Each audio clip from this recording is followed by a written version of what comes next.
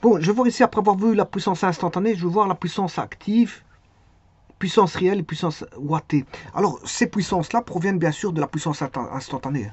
Donc, il faut que j'aille chercher la puissance instantanée pour discuter de la puissance active. Donc, il faut avoir créé déjà la puissance active. Et puis, on peut parler de puissance wattée, voire de puissance réelle, voire de puissance active. Alors, s'il existe une puissance active, c'est qu'il existe une puissance, on va dire, réactive. Que je vais appeler PQ ou je sais pas comment je peux l'appeler. Une puissance active, wattée, et il y a une déwattée. Il y a une wattée, une déwattée. Alors là, c'est quand on, je veux dire,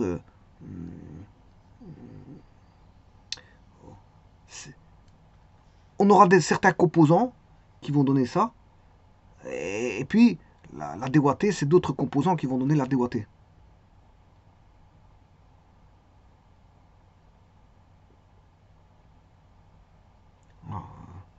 Donc, quand il y aura des éléments résistifs, il y aura du watté.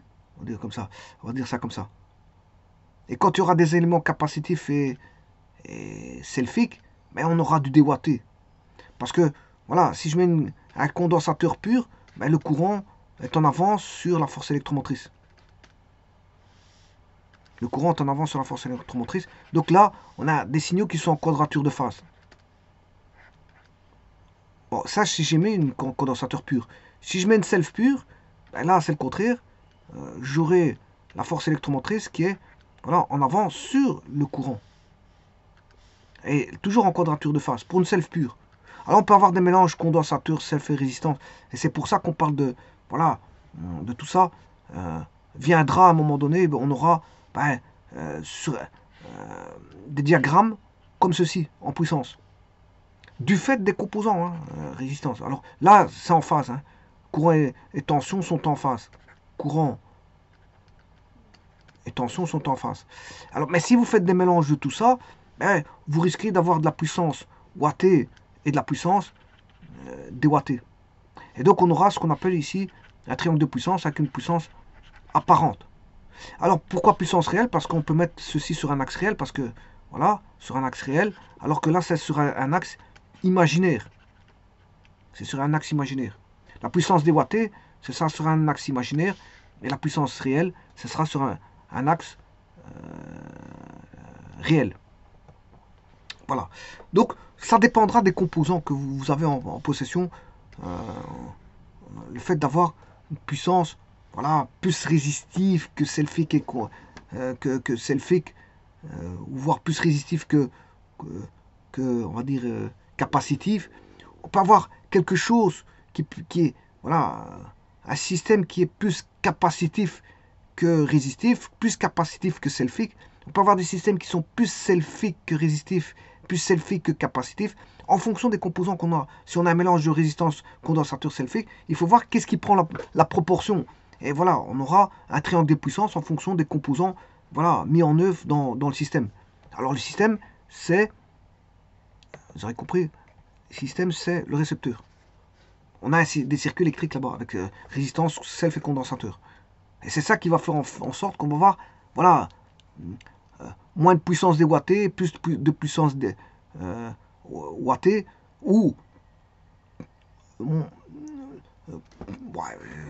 aura un triangle de puissance à cause des composants. C'est ça que je veux dire. Par exemple, ici, on aura plus de puissance wattée par rapport à la déwattée. Donc la puissance apparente, elle sera comme ceci. Ou alors on peut avoir peu de puissance wattée et beaucoup plus de puissance déwattée. Voilà, on aura ceci en puissance apparente. Voilà, donc le triangle des puissances, il varie en fonction des puissances wattées et déwattées. Et c'est-à-dire des composants qui sont en tant que récepteur. Qu'est-ce qu'il y a là-dessus? C'est quoi le récepteur? Bien sûr, c'est un système dipolaire, c'est un dipôle, donc avec des mélanges de self-condensateur et résistance. Bon, donc j'ai dit que je vais voir que la puissance wattée, je verrai par après la puissance déwattée et ensuite la puissance apparente. Mais sachez que on tire la puissance wattée de la puissance instantanée. Alors la puissance instantanée, je vous rappelle, bon, c'est puissance instantanée électrique, c'est E de T, E de T, qui est la force électromotrice qui sort voilà, de l'alternateur bipolaire, puisqu'ici je suis en monophasé, c'est une puissance monophasée, hein, voilà, fois un courant monophasé, voilà, qui est de même fréquence que la force électromotrice. Donc E de T, c'est E max sinus oméga T plus phi 1, I de T, c'est I max sinus oméga T plus phi 2. Alors vous pouvez avoir un déphasage phi 1 moins phi 2, soit il est positif, soit il est négatif, soit il est nul. S'il est nul, c'est phi 1 égale phi 2. Si on a phi 1 plus grand que phi 2, on a une force électromotrice en avance sur le courant. Si phi 1 plus petit que phi 2, on a une force électromotrice en retard sur le courant. Alors si on fait les calculs, on peut trouver un cosinus, on peut le transformer en un sinus. Un sinus, on peut le transformer toujours en cosinus. On peut faire ce qu'on veut en trigonométrie. Si vous faites la somme de deux sinus, on a toujours un sinus, mais on peut le transformer en un cosinus. Si on a la différence de deux sinus, on peut avoir un sinus, on peut le transformer en un cosinus. La somme de deux cosinus donne un cosinus, mais on peut le transformer en un sinus. Et la différence de deux cosinus donne un cosinus, on peut avoir un sinus. Voilà, on va se dire ça comme ça. C'est-à-dire, pourquoi je dis ça? Parce que la force électromotrice, ben, c'est une fonction sinusoïdale, le courant est sinusoïdal, donc la puissance instantanée sera de type cosinusoïdal ou sinusoïdal, peu importe. Vous pouvez transformer de l'un en l'autre. Alors, je fais la transformation ici, je fais le calcul. E max sinus oméga t plus phi 1 fois I max sinus oméga t plus phi 2. Bon, E max fois I max, je les multiplie ensemble, ce qui est la force électromotrice max, qui est l'amplitude de la force électromotrice, et I max, qui est l'amplitude du courant. Je multiplie sinus oméga t plus phi 1 fois sinus oméga t plus phi 2, ben, je cherche P et Q pour avoir la formule cos P moins cos Q. Donc on va tomber sur deux cosinus, la différence de deux cosinus. Alors, je fais voilà, je fais la transformation ici, je cherche P et Q, bon, voilà, là j'ai le cosinus, voilà, j'ai cette formule-là. Ensuite, je distribue, et donc vous voyez bien qu'on a des cosinus que je peux transformer en sinus. Donc, le produit sera sinusoïdal, voire cosinusoïdal. C'est pas un problème. Donc, quand vous multipliez deux sinus, ben, vous pouvez avoir du sinus ou cosinus, sans aucun problème. Et donc, cette puissance instantanée, voilà, la voici. Et c'est sur base de ça que je vais tirer la puissance apparente. Alors, je vous rappelle que c'est de l'instantané. Hein. Par exemple, je vais mettre une force électromotrice. Si on met un curseur. Alors, l'échelle, c'est 1 centimètre égale 10 volts, par exemple. Donc, je vais aller de 0 à 100 volts. Je mets 10 pour 100 volts. J'ai une échelle derrière. Hein. Il faut toujours des échelles. Hein. Voilà. Alors, je vais mettre un curseur pour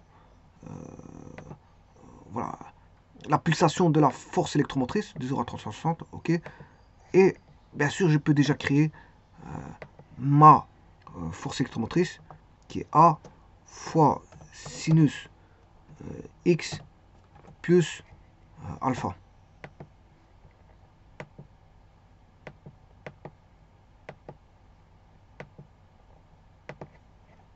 Voilà. Donc ici, l'amplitude, je peux là, voilà, jouer sur l'amplitude. Voilà, ici c'est 80 volts. Je vous rappelle qu'un centimètre vaut 10 volts, c'est ce que j'ai dit. Voilà. Et là, bon, j'ai la phase. Alors, je vais faire la même chose pour le courant. Alors là aussi, il y a une échelle. Le courant, je vais mettre, bon, vous mettez en milliampères par exemple. Mettez en milliampères. Voilà, par exemple ici, 5 c'est 5 milliampères. Donc si je mets, ou alors, voilà, ou vous faites 10 fois, 1 cm c'est 10 milliampères. Donc 5 c'est 50 milliampères. Si je vais jusque 10, ça c'est jusque 10 c'est 100 milliampères. Voilà, par incrément de 1. Et de nouveau, je remets un curseur d'angle, voilà, qui est bêta. Et donc je peux créer mon signal de courant. Donc mon courant, ce sera B fois sinus X plus bêta.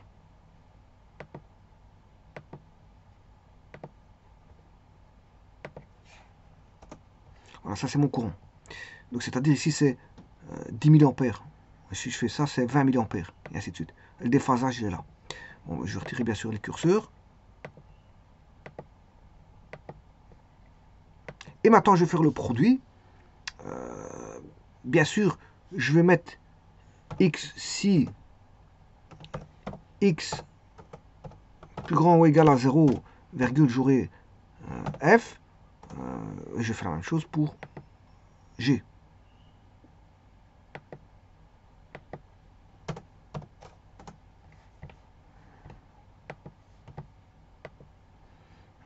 Alors, maintenant, je vais chercher la puissance instantanée. Il suffit de faire h fois p. H fois p. Et voilà, j'ai la puissance instantanée, h fois p.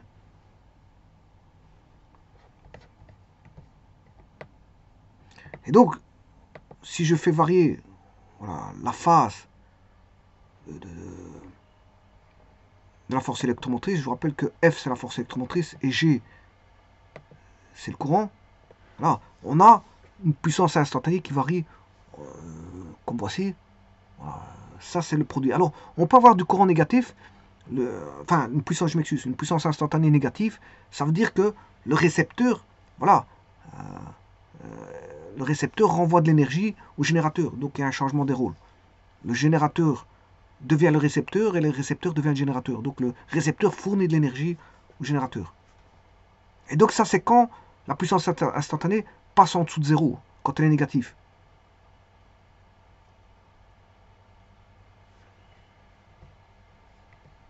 Alors ici je fais juste varier la pulsation initiale de la force électromotrice. Maintenant je vais changer un petit peu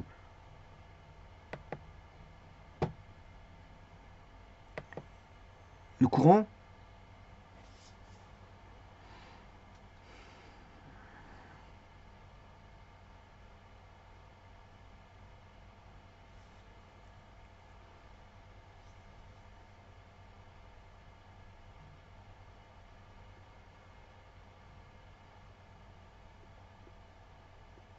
Donc vous voyez qu'en fonction du courant, que vaut la puissance instantanée. Donc je rappelle que la puissance instantanée,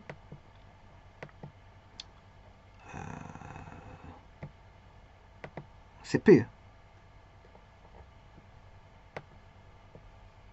C'est P. Q, je m'excuse, c'est Q. C'est celui-là. Voilà. Alors maintenant, ceci étant dit, je vais arrêter la variation.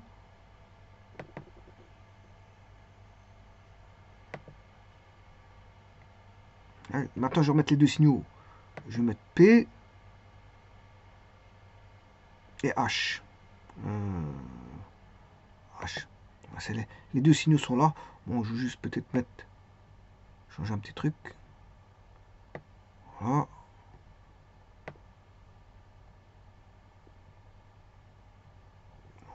Voilà.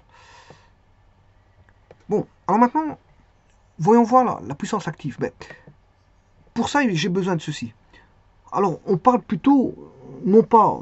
Bon, c'est bien de surveiller la puissance active à tout moment. C'est bien. Mais généralement, on parle plutôt en moyenne. On parle de moyenne. On parle de moyenne. Alors, la moyenne, je l'ai déjà ici. Hein. J'ai déjà une moyenne, puisque c'est constant. Le terme E max fois I max sur 2 fois cos phi, il est constant. Pour autant que phi 1, phi 2 ne bouge pas, ben, voilà. Si phi 1, phi 2 ne bouge pas, ben, c'est constant. Donc ce qui va m'intéresser ici, c'est une moyenne. Donc là, je peux tirer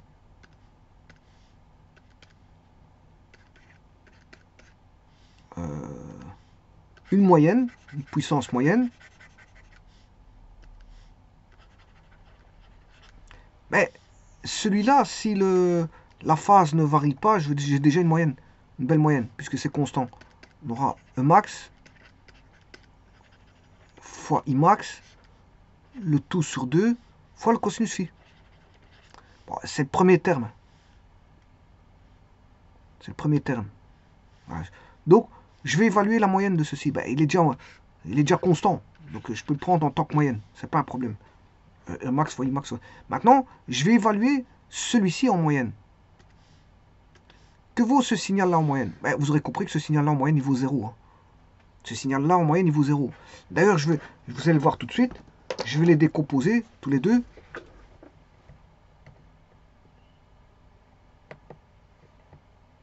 Alors, tout d'abord, je vais enlever H et P. Ne voir que là. Vous voyez bien que c'est A fois B sur 2, voilà, fois cosinus, alors c'est alpha moins bêta,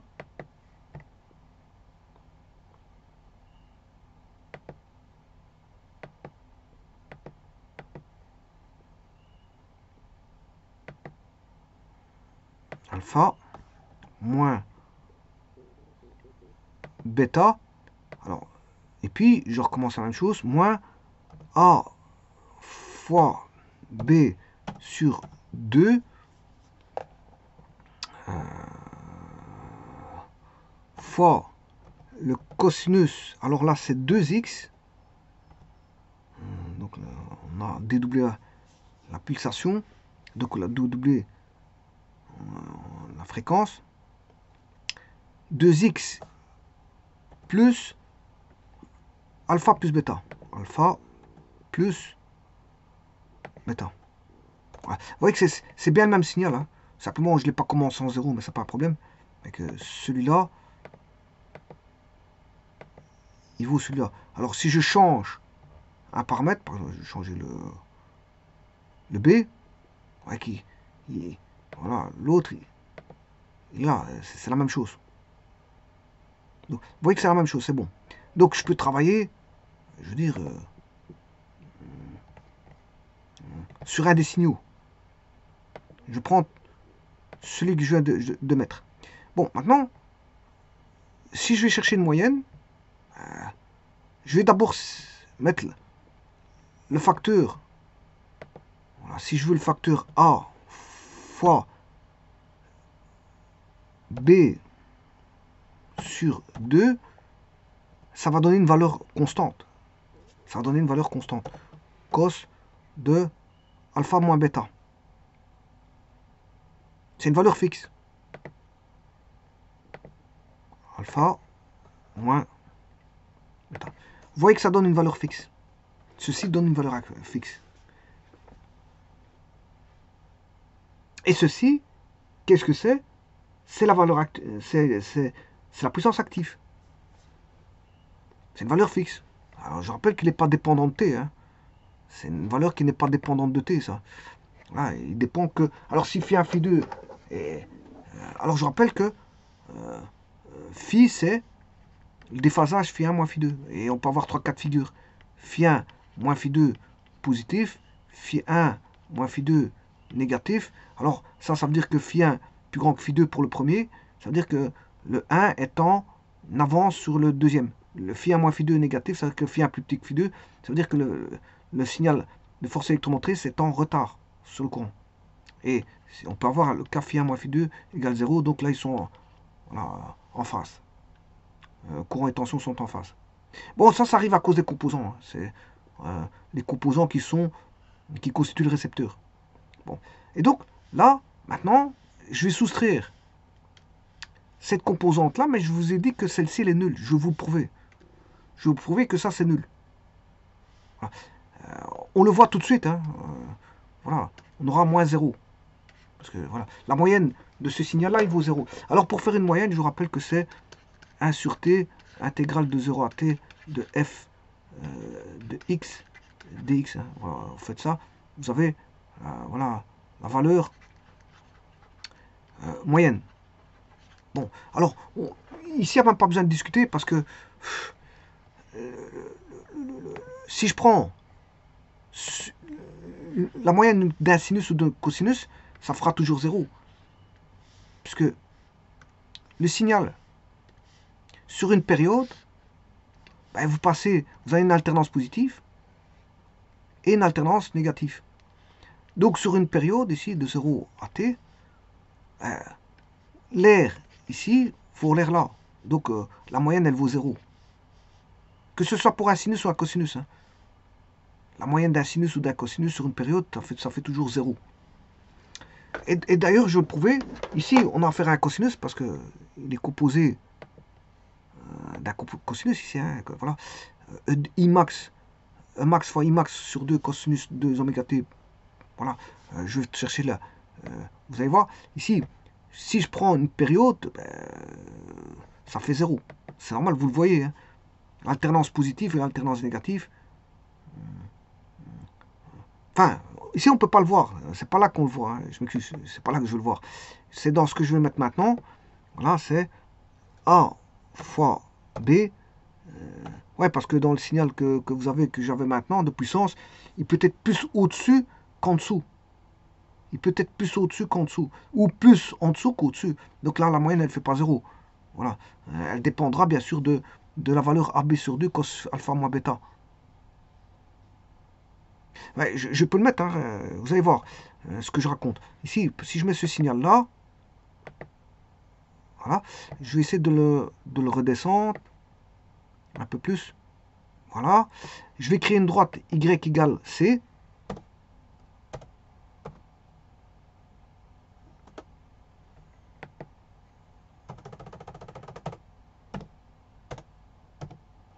Voilà. Là,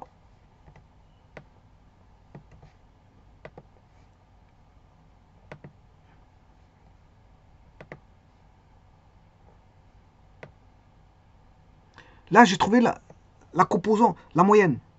C'est le milieu du signal. Alors, si je remonte, ce milieu, il remonte. Voilà. Si je le remets à 0 ici, je peux remettre à 0. Hein. Par rapport à sa moyenne, je peux. Voilà. Ici, le C vaut 0. Voilà. Donc, vous voyez que ça, c'est la composante moyenne. Et c'est en fait l'axe de symétrie, on va dire, verticale du signal puissance instantanée. Voilà. Régi par une composante moyenne. Voilà. Maintenant, vous voyez que là, il est le plus au-dessus qu'en dessous. Par contre, si maintenant je prends le signal A, B sur 2 fois cos 2x plus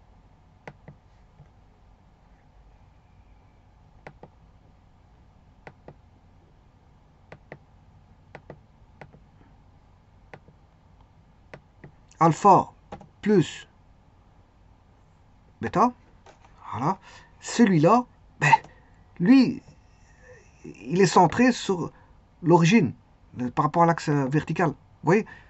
Donc là, lui, c'est d'office y égale 0. Donc sa moyenne, elle vaut 0, sa moyenne d'office. C'est pas comme l'autre signal qui est là, là ça n'a plus rien à voir. Où sa moyenne, elle est là. Donc on ne peut pas avoir 0. Mais comme la moyenne est régie par le AB sur 2 cosinus alpha moins bêta. Voilà. Donc, cette moyenne-là, elle vaudra 0. Je peux le prouver en calculant l'intégrale comme je l'ai dit. Alors, je vais calculer cette intégrale. Donc, je vais calculer l'intégrale de 1 sur 2pi.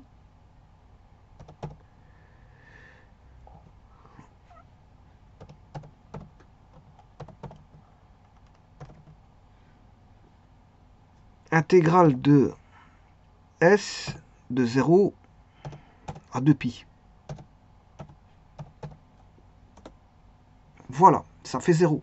Je vous l'avais dit, la moyenne, ça fait 0. Donc, en d'autres termes, ce que je veux dire par là, je vais reprendre ceci, petit instant. Je reprends ceci. Voilà, donc ça fait bien 0. Ça fait bien 0. Donc,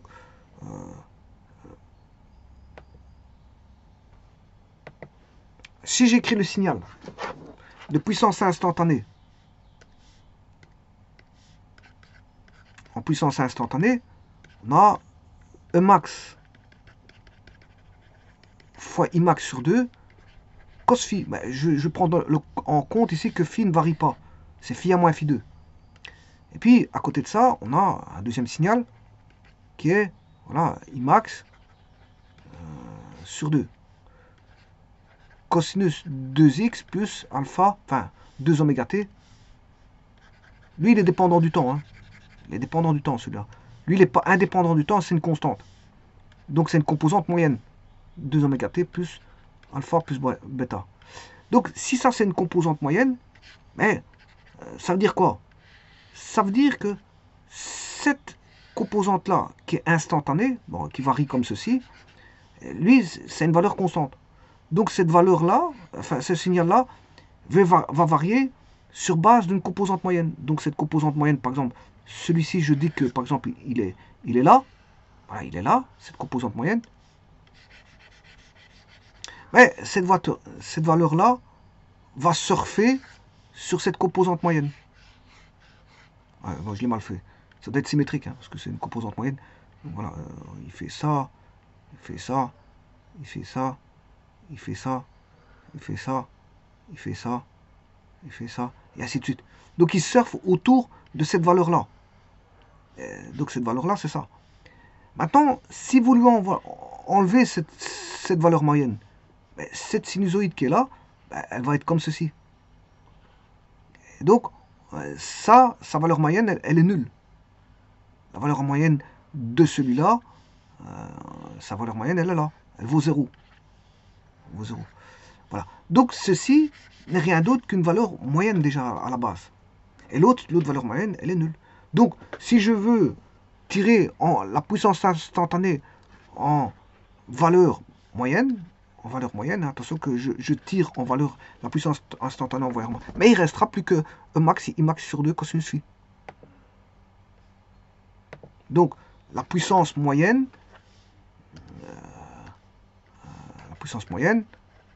vaudra E max fois I max sur 2 cos phi, où phi est égal à, au déphasage phi 1 moins phi 2 entre force électromotrice et courant. Je rappelle que la force électromotrice, E de t, est égale à E max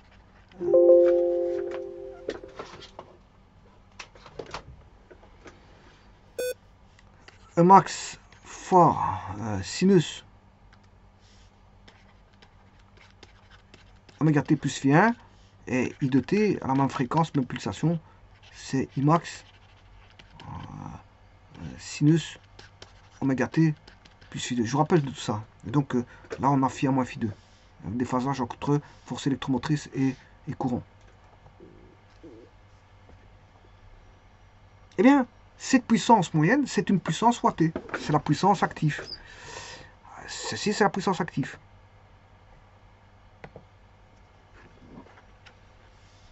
Donc, cette puissance active, qu'on appelle puissance active, voire puissance wattée, voire puissance réelle, parce qu'on peut la placer sur un axe réel, et qu'elle est réelle. Bon, si on dit réelle, c'est parce que, bon, elle est palpable. Hein. En réalité, elle est palpable aussi. On le place dans un axe réel, mais elle est aussi réelle. D'ailleurs, tout ce qu'on place sur un axe réel, c'est quelque chose de palpable. Voilà, de palpable. Donc, voilà. Par contre, la puissance imaginaire, comme son nom l'indique, elle intervient dans certaines choses, mais pas dans d'autres. Voilà. Ce qu'on paye, c'est la puissance wattée. On va dire ça comme ça. On paye la puissance wattée. Et pas la puissance déwattée. Bon. Donc, là, je vous ai dit que la puissance moyenne, qu'on va appeler puissance active, vaudra E max fois I max, le tout sur 2, sinus oméga. Non, je me suis trompé. C'est pas oméga t. Il est indépendant du temps parce que c'est une valeur constante, mais c'est sinus, on va dire cos phi. Je sais pas si j'ai mis un sinus auparavant. Je vais aller vite vérifier. Non, ouais, que j'ai bien mis un cosinus ici. Ouais, j'ai bien mis un cosinus. Ouais, ça va. Parce que, voilà. C'est tout des cosinus, c'est parfait.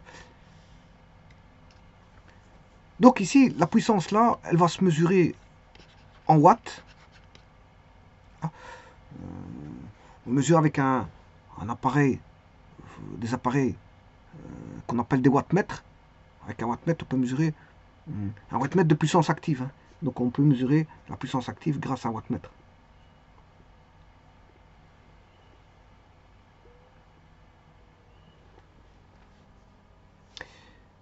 Alors, on mesure en watts. Ça, c'est la force électromotrice maximum. Ça, c'est le courant maximum. Voilà. Vous pouvez le calculer aussi. Hein. Il n'y a pas besoin d'avoir un wattmètre. Hein.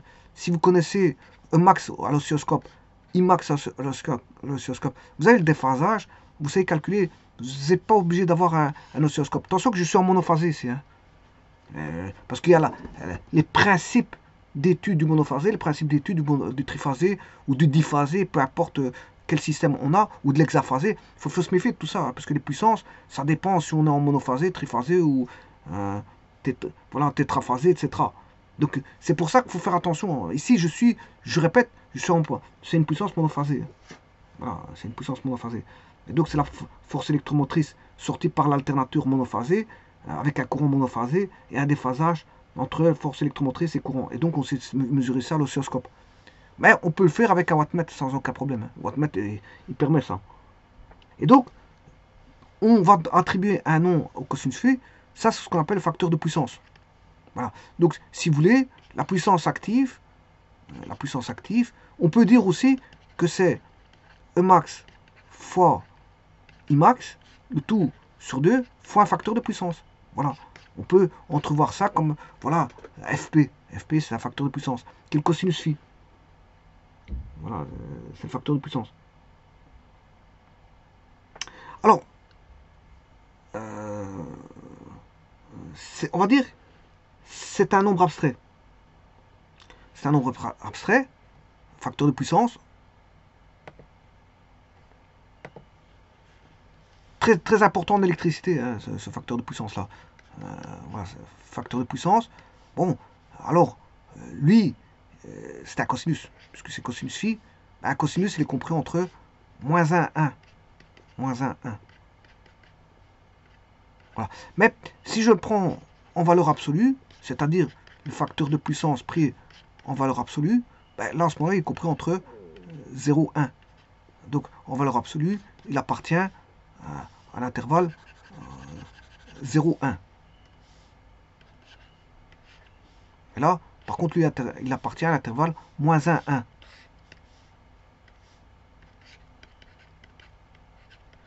Voilà. Et donc, on peut avoir des cas particuliers par rapport au facteur de puissance. Par exemple,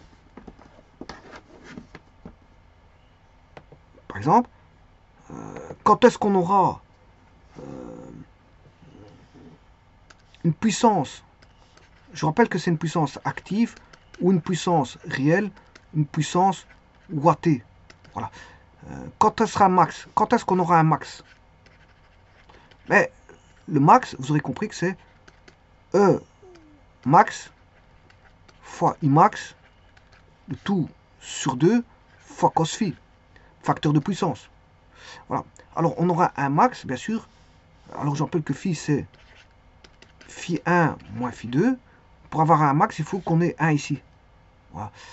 C'est-à-dire que phi, pour avoir 1, le phi doit avoir 0. Le phi vaut 0. Bon, si le phi vaut 0, phi 1 égale phi 2, ça veut dire que force électromotrice E de t et I de t sont en phase. Ils sont en phase. Donc on aura un maximum ici. La puissance active vaudra E max fois I max. Pour qu'ils soient en phase, la puissance wattée doit valoir E max fois I max, le tout sur 2. Là, on a la pleine puissance active. C'est la puissance réelle maximum. Hein. C'est le maximum. On a en pleine puissance. Donc, quand est-ce? Ben, quand on a On n'a pas de déphasage. Quand on a une concordance de phase entre force électromotrice et, comment on appelle ça, force électromotrice et courant. Quand on a voilà, une parfaite concordance de phase, ben on a la puissance réelle maximum. Maintenant, quand est-ce qu'on a une puissance active,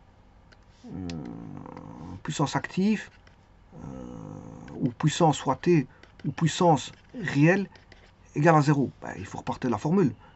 E max fois I max, le tout sur 2, cos phi.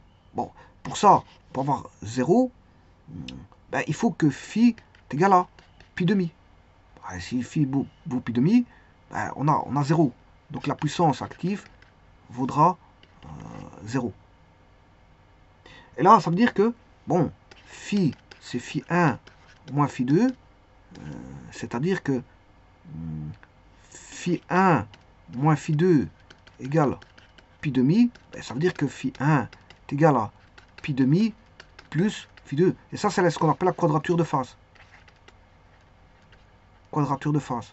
Donc ça veut dire que force électromotrice doit être décalée de pi demi phi 1. J'ai fait ouais, la force électromotrice, c'est bon, phi 1. Hein, c'est la phase de la force électromotrice, c'est phi 1. Et la phase 2 du courant, phi 2, c'est la phase du courant. La phase initiale du courant. Et donc, la phase initiale plus du courant plus pi demi, ben vous avez... Donc, en fait, il doit être en quadrature de phase. Donc, si la force électromotrice et courant sont en quadrature de phase, à ce moment-là, on a une puissance nulle. On a une puissance nulle. Donc, vous voyez qu'on peut surfer entre 0 et 1. Toute valeur entre 0 et 1. Mais ce qu'il y a, par rapport à un facteur de puissance, je veux dire qui est, bon, ceci, puissance fois T, puissance déwattée, puissance réelle, c'est la même chose. Voilà. Qui est une puissance moyenne d'ailleurs. Voilà. Est égal à E max fois I max fois sur 2 cos phi. Alors comme je l'ai dit, si je le prends en valeur absolue, là il est compris entre voilà, moins 1 et 1, ce cosinus phi. Voilà, si je le prends en valeur absolue, cos phi, voilà, il sera compris entre en valeur absolue 0 et 1. Alors ça, je peux l'appeler facteur de puissance, mais attention que c'est en valeur absolue, donc toujours compris entre 0 et 1. Et donc là, on aura une puissance moyenne qui va surfer entre, par rapport à la valeur absolue, hein, je parle, voilà, par rapport à la valeur absolue, entre 0 et 1 maximum. Alors, il va entre 0 et 1 maximum. La puissance va varier entre 0 et 1 maximum. Et ce maximum, voilà, entre 0 et 1 max. Et ce max n'est rien d'autre que E max fois I max, le tout divisé par 2, parce que le cosinus phi vaut 1. Et phi vaut 0.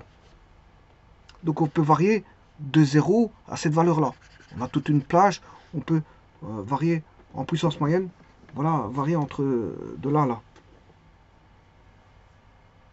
Alors comme j'ai dit, en réalité le générateur fournit bien de l'énergie au récepteur, pendant, je veux dire, un quart de période, mais le récepteur rend l'énergie reçue au quart de période suivante, de sorte que la puissance moyenne réelle est nulle. Voilà.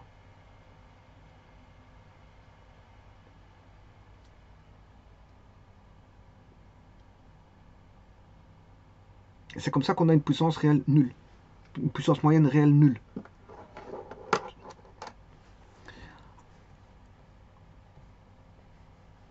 Alors,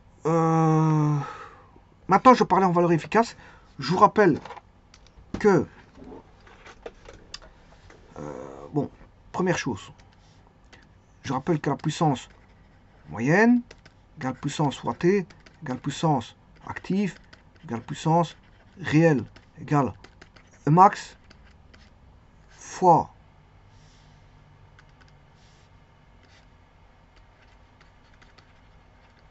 I max fois cos phi.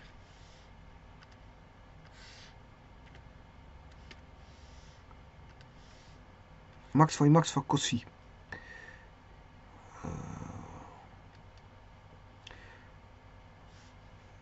Alors, je rappelle que le max il est plus grand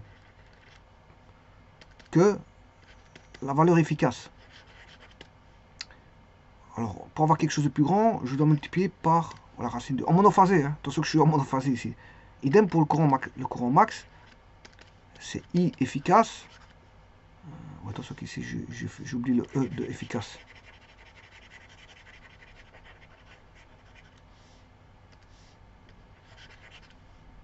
Racine 2. Voilà. Ce qui veut dire, si je passe en efficace, ben, j'aurai racine 2 E efficace.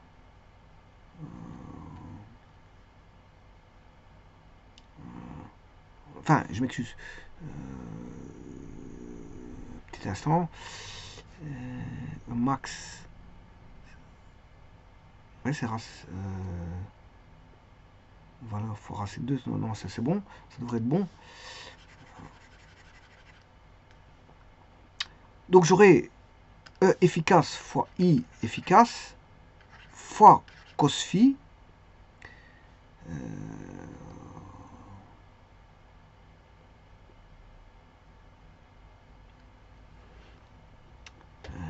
Fois cos phi.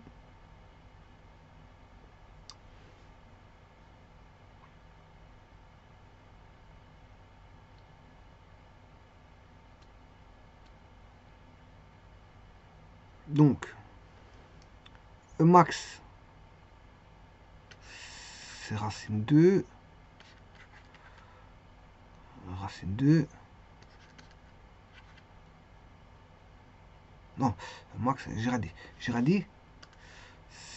E max, c'est au-dessus. C'est au-dessus. Donc, c'est racine 2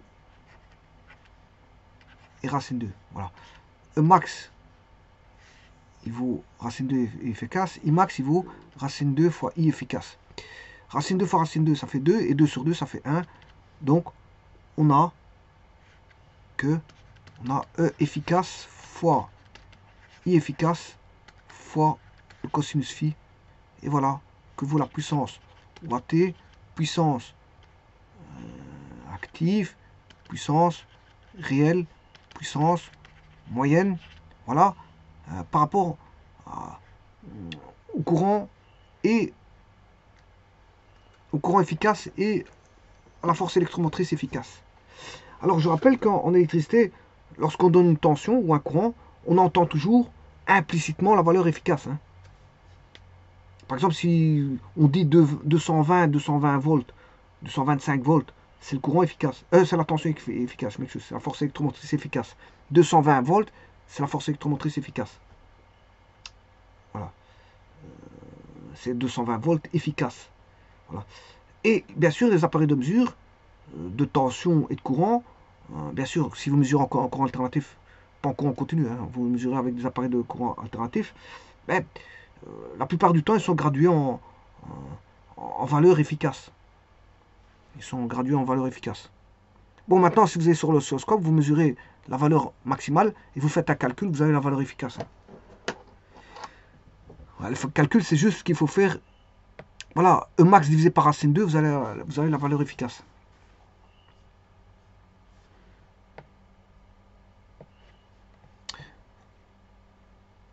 Donc, pour résumer,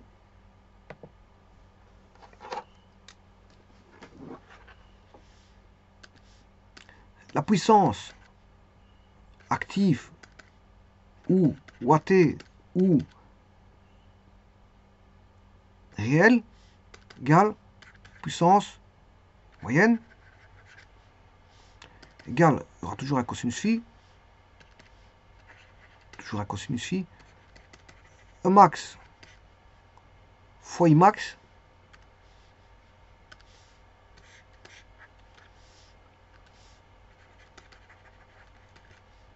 le tout sur 2. Et là, c'est E efficace fois I efficace. Voilà, tout simplement. Voilà. Alors, pas confondre les deux. Hein. Là, il y a un facteur 2 hein, qui n'a pas au-dessous pour l'efficace. Et bien sûr, cette puissance est toujours donnée en watts. Hein. C'est en watts. De monsieur James Watt. Alors, je rappelle que monsieur James Watt, je crois que c'est lui qui a découvert la machine à vapeur. Et grâce à lui, est venu tout un pan de l'industrialisation. Pourquoi? Parce que on est passé de systèmes manuels, voilà, qui étaient des systèmes familiaux ou des petites entreprises manuelles, à l'industrie lourde. C'est grâce à voilà, l'industrie lourde, grâce aux machines. Et notamment la machine à vapeur au départ. La machine à vapeur, et puis ben, tout s'est industrialisé, il a donné des machines, voilà, le travail des machines. Alors, bien sûr, qui a fait que on a attribué l'unité de puissance à ce monsieur, James Watt. Et bon, on lui doit beaucoup. Pourquoi? Parce que quand on a une société qui s'industrialise, mais bien sûr, les rendements sont beaucoup plus grands qu'en termes voilà, de société familiale. Il vaut mieux avoir une société industrielle que familiale, parce que familiale, c'est petit. Voilà, c'est plus petite structure que l'industriel. L'industriel, c'est plus gros, et voilà, avec beaucoup de machines, etc. Beaucoup de, voilà, il faut de la logistique, il faut du personnel, etc. Et donc, l'industriel ramène voilà, de plus gros rendements, de plus grosses productions, et donc, fatalement, un meilleur une qualité de vie. Parce que si l'industrie vous apporte beaucoup de bienfaits, ben, le niveau de vie augmente. Hein. Voilà, on sait s'acheter beaucoup plus de choses du fait de l'industrialisation. Donc, ça, au niveau impact socio-économique, socio-industriel, et je veux dire, au niveau impact purement social, ça a un gros impact le fait d'avoir eu une époque fortement industrialisée, notamment chacun a connu, beaucoup de pays ont connu à différents moments de l'histoire leur voilà, évolution industrielle. Alors, le niveau industriel, il évolue avec la technique aussi. Hein. L'industrie évolue avec les moyens techniques. Si les techniques évoluent, ben, l'industrie va évoluer. Voilà, Qu'est-ce qui permet un apport je veux dire, de l'évolution industrielle? C'est l'évolution des techniques. Les techniques évoluent, et donc au niveau industriel, ben, ça évolue aussi. Ça suit le mécanisme des techniques. Hein. Et donc, James Watt a apporté, je veux dire, c'est bien fait de la machine à vapeur, et on a vu ce que ça a apporté comme bienfait au niveau industriel, hein. Au niveau de transport, au niveau de transport voilà, de tout ce qu'on veut, la machine à vapeur, plus tout, au niveau industriel, ben, on avait des machines à ruban qui étaient faites grâce à des machines à vapeur, et ainsi de suite, des machines à ruban qui pouvaient voilà, concasser, transporter, faire beaucoup de choses, remonter des objets, voilà, faire beaucoup de choses, énormément de choses. Et donc après, bien sûr, tout a été modifié au niveau électrique, et puis électrique, on a eu des machines électriques, et puis ça a été l'ouverture de la grande industrialisation. Voilà, parce que c'est vrai que la machine à vapeur, ça pollue un petit peu, il faut mettre du charbon, il faut chauffer, voilà, et puis après on fait tourner des machines grâce à ça. C'est une machine thermodynamique, mais on n'en est pas loin aussi avec la voiture, parce que la voiture c'est aussi quelque chose de polluant. On a un petit moteur qui est toujours à combustion et qui émet voilà, des échappées d'air vicié, enfin d'échappées de pollution qui vient vicier l'air extérieur, et voilà, donc on n'en est pas loin de la machine à vapeur aussi. Hein. Quand on a des millions de voitures qui roulent, mais ça fait une grosse pollution aussi. Chacun a sa petite cheminée qui est le pot d'échappement voilà. Voilà. Donc il fut un temps, on avait des petites cheminées comme ça, on faisait beaucoup chauffer pour faire tourner les objets. Alors les cheminées aussi, les fours. Hein. Il y avait des fours, de nombreux fours existaient de tout type. Et là, les cheminées, c'est normal que, étant donné le four, ça chauffe, il faut bien évacuer les fumées. Bon, donc les fumées provenaient de multiples choses, multiples transformations, voilà, notamment de machines à vapeur, de voilà, de fours, et ainsi de suite. Maintenant, les fumées, on en a encore via les voitures. Hein. Les voitures, les camions, les camionnettes, voilà, les cheminées d'usine, etc. Ce qui concourt à une certaine forme de pollution dans l'air. Et donc, une mauvaise qualité de l'air s'il y a trop de voitures ou s'il y a trop d'usines concentrées avec d'innombrables cheminées, et ainsi de suite.